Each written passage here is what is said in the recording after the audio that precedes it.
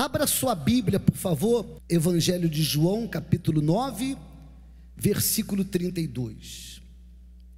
Desde o princípio do mundo, nunca se ouviu que alguém abrisse os olhos a um cego de nascença. Se este não fosse de Deus, nada poderia fazer. Responderam eles, os judeus religiosos, e disseram-lhe: Tu és nascido todo em pecados, e nos ensina a nós? E expulsaram-no. Ou seja, o cego que foi curado pelo Senhor Jesus, o cego que recebeu o milagre do Senhor Jesus, ele causou uma polêmica muito grande entre os religiosos.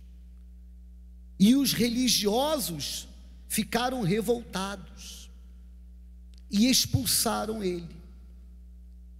Jesus ouviu que o tinham expulsado e, encontrando-o, disse-lhe: presta atenção, crês tu no Filho de Deus? Ele respondeu e disse: quem é ele? Quem é ele, Senhor, para que nele creia? Mas ele não havia sido curado? Ele havia sido curado. Não é uma pergunta contraditória para alguém que recebeu o milagre extraordinário? Porque, conforme está escrito na palavra, desde o princípio do mundo, nunca se ouviu que alguém abrisse os olhos a um cego de nascença. E os olhos desse cego foram abertos, um milagre. Mas o Senhor Jesus o encontra e pergunta para ele: crês tu no Filho de Deus? E ele respondeu: quem é ele? Ele havia sido curado. Mas eu gostaria que os senhores que estão aqui, as senhoras que estão aqui, pudessem entender que existe a fé para receber os milagres, a fé para receber as bênçãos, que são importantes. Milagre é importante, bênção é importante, a dor tem que sumir, isso é importante, mas tudo isso é passageiro. Tudo isso é passageiro. Então, existem os milagres, as bênçãos que são importantes, mas tudo isso é o quê? Não ouvi. Tudo isso é passageiro, tudo isso passa, acaba, termina e desaparece. E existe o maior dos milagres, a maior das bênçãos, que é conhecer aquele que faz milagres, conhecer aquele que não quer apenas curar o corpo, mas ele quer salvar a alma. Então, por essa razão, ainda que aquele homem tenha recebido não apenas um milagre, mas um milagre extraordinário, o Senhor Jesus encontra esse homem e pergunta para ele: crês tu no Filho de Deus? Ele respondeu e disse: quem é ele, Senhor, para que nele creia? E Jesus lhe disse: tu já o tens visto, e é aquele que fala contigo. Ele disse: creio, Senhor, e o adorou. Ou seja, na vida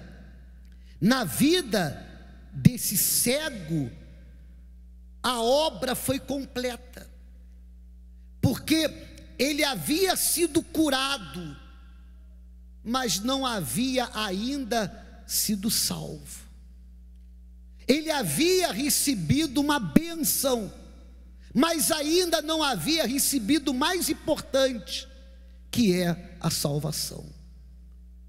Mas quando diante do Senhor Jesus, conforme está escrito, ele disse: creio, Senhor, e o adorou.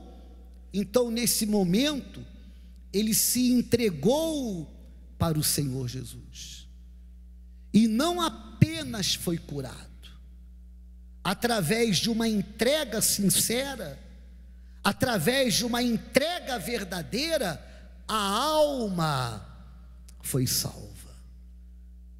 Então, quantas são as pessoas que infelizmente elas estão focadas e focando em coisas que são importantes, mas que mais cedo ou mais tarde vão acabar, vão terminar, vão desaparecer.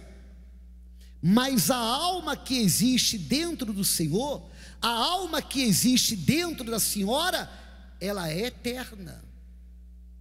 Aonde eu quero chegar? Eu quero chegar na seguinte questão: não adianta a pessoa ser curada e não ser salva. Não adianta a família ser restaurada, o casamento ser restaurado, sem que haja salvação. Não adianta solucionar o problema, seja o problema que for, até mesmo o problema econômico, se o mais importante não é solucionado. E o mais importante que deve ser solucionado é o destino final da alma, porque é em vida que nós determinamos com quem e aonde a nossa alma passará toda a eternidade. Então, quando aquele homem disse: eu creio, que por sinal aí começou a pergunta de Jesus, ele começou falando: crês tu no Filho de Deus?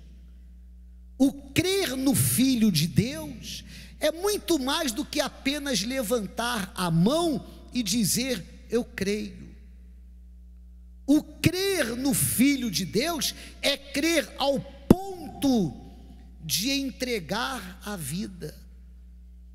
O bispo já falou isso várias vezes. Eu e a minha esposa, nós namoramos, noivamos e casamos em 8 meses, porque já nos conhecíamos há 10 anos, éramos amigos.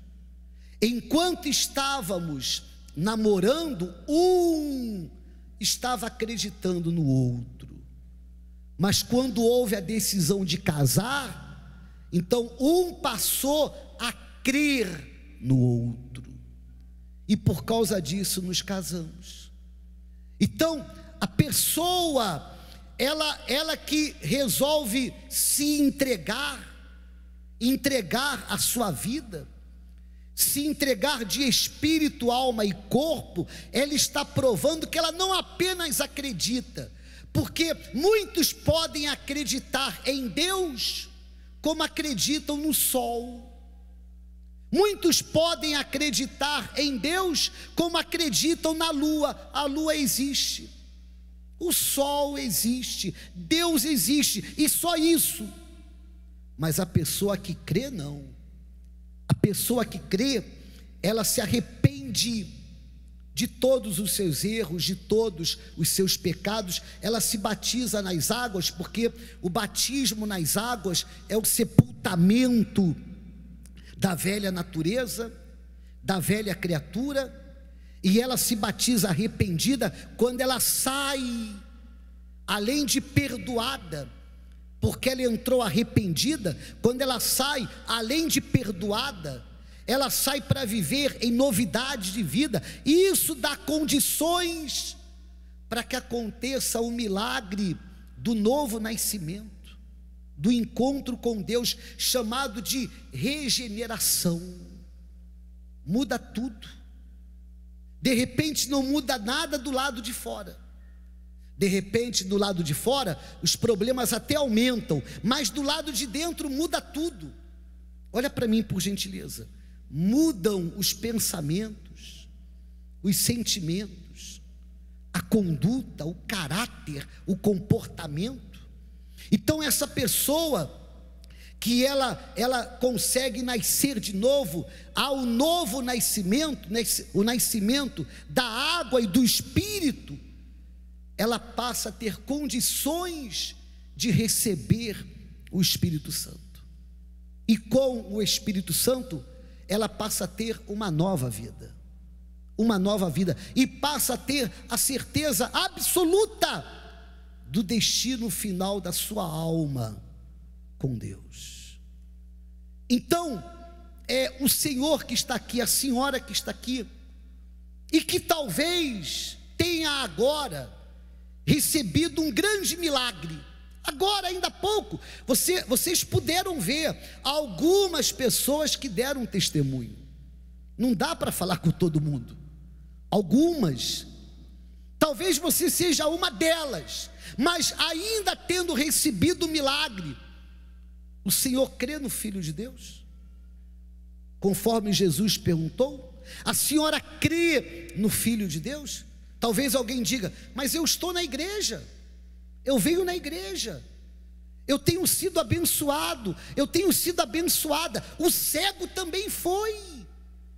Mas ainda assim, o Senhor Jesus fez essa pergunta, porque a pessoa que ela crê, ela se entrega, e a pessoa que não crê, se preocupa apenas com os milagres, que são importantes, se preocupa apenas com as bênçãos, que são importantes, mas tudo isso passa, acaba, termina e desaparece. Mas uma evidência, um sinal, uma prova que a pessoa crê no Filho de Deus, é quando ela se arrepende dos seus pecados, se batiza nas águas e passa a viver em novidade de vida. Quando o Senhor tiver a oportunidade, medite no livro de Atos, o capítulo 8, do 5 ao 8. O senhor em casa, chegando em casa, medite em Atos 8, do 5 ao 8, que de forma resumida, diz que Filipe em Samaria pregava a Cristo, multidões ouviam e viam os sinais, os espíritos imundos saíam, e muitos eram curados, e havia grande alegria naquela cidade, grande alegria. Então o motivo da grande alegria era a libertação. O motivo da grande alegria eram as curas, os milagres. É o que está escrito, havia grande alegria naquela cidade. Mas quando a gente ouve falar de alegria, não tem como não nos lembrarmos das palavras do Senhor Jesus, que disse assim: mas não vos alegreis, porque se vos sujeitam, ou porque se vos sujeitem os espíritos, alegrai-vos antes por estarem os vossos nomes escritos nos céus, nos céus. Então, qual deve ser o motivo da minha alegria? Qual deve ser o motivo da alegria da minha esposa? Qual deve ser o motivo da alegria do senhor que está aqui, da senhora que está aqui? O motivo da nossa alegria deve ser de termos os nossos nomes escritos aonde? nos céus. E só tem o nome escrito nos céus quem crê no Filho de Deus. Mas eu fui curado de câncer, mas eu não enxergava, agora eu enxergo. Eu não caminhava, agora eu caminho. Os meus rins não funcionavam, agora funcionam. Sim, é importante tudo isso, mas tudo isso passa. Mas quando uma pessoa crê, não de forma teórica, mas de maneira prática, no Filho de Deus, então ela se entrega para Ele. Imediatamente o nome é escrito nos céus, e essa pessoa passa a ter uma alegria constante. Em casa você vai enfrentar tristezas, mas a alegria constante vai estar dentro de você. No trabalho você vai enfrentar tristeza, mas a alegria constante vai estar dentro de você. Na faculdade, na escola, na rua, seja onde for, todos nós vamos enfrentar tristezas.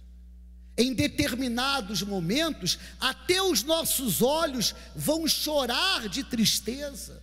Por exemplo, em troca do bem que você já fez ou que vai fazer, você vai receber o mal.